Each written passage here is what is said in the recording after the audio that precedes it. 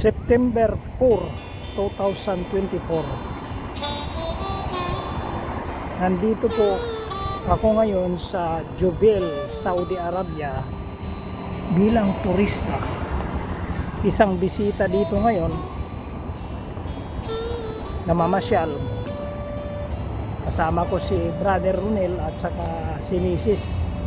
Iba. So tabi po ito ng dagat, corniche ng Jubail Seaside. Isang purpose na nandito kami, a-attend kami ng seminar, Stewardship and Elders Training Seminar, na gaganapin po dito sa Jubail, Warwick Hotel, Jubail.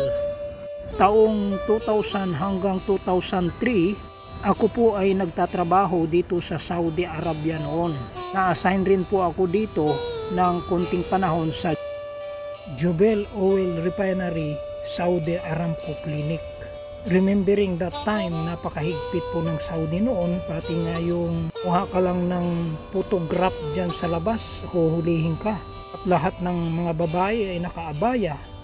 Pero ngayon open na ang Saudi sa mga turista.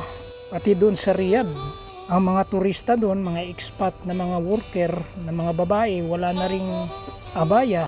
Ang laki talaga ng pagbabago ng Saudi. Biruin mo, almost 20 years ako nagtatrabaho sa Bahrain. Hindi nga kami makalusot-lusot dito sa Saudi Arabia sapagkat hindi pa naman open dati. Nag-open, kumuha ka agad kami ng visa at nakakuha naman ng 1 year multiple entry visa. Napakalapit lang naman ng Bahrain at ng Saudi Arabia. Cross border lang dyan sa tulay. Tulay lang naman ang pagitan. Boundary. Maganda dito sa Saudi, napakalinis at napakatahimik. Saudi Arabia ngayon ay tourist destination na. Isa sa pinakamalawak na bansa sa buong mundo. Dinadayo na maraming mga turista sa buong mundo. Dati-rati sa mga artikel na nabasa ko, ay ang Saudi Arabia isang misteryosong bansa sa larangan ng mga turista. Ay.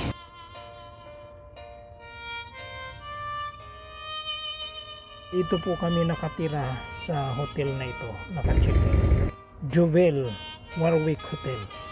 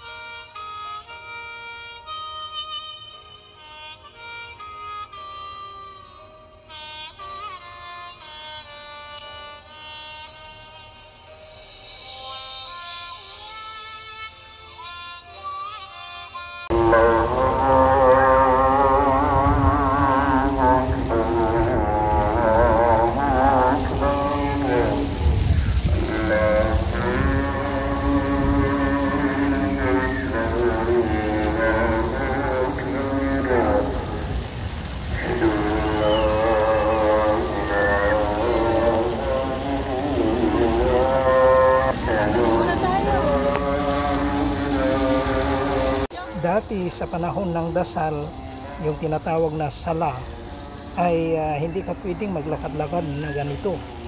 Kailangan naka-stick ka lang sa isang location. Yang naririnig nyo mga kaibigan, yan yung dasal ng alas 6 ng gabi dito sa Saudi.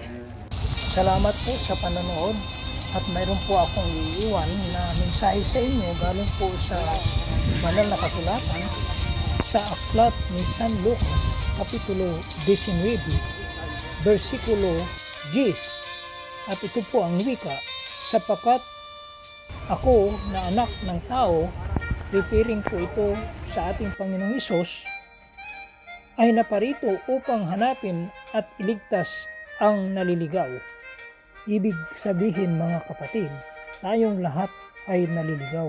Lahat ng tao, ano ka mang lahi, kung man ay Pilipino, o ikaw isang Saudi o Amerikano, lahat ay tayo po ay napariwara dahil sa isang kadahilanan. Ito ay kasalanan. Ngunit mayroon tayong dakilang pag-asa na mapawalang sala at makamtan natin ang dakilang kaligtasan. At narito ang pangako ng Panginoon dahil sa kanyang pagmamahal sa makasalanang tao. Sa aklat ni San Juan, Kapitulo 3, versikulo 16, at ganito po ang wika, sapagkat gayon na lamang ang pagsinta ng Diyos sa sanglibutan na ibinigay niya ang kanyang bugtong na anak upang ang sinumang sa kanya'y sumampalataya ay huwag mapahamak kundi magkaroon ng buhay na walang hanggan. Salamat po sa panonood. Pagpalain po kayo ng ating Panginoon.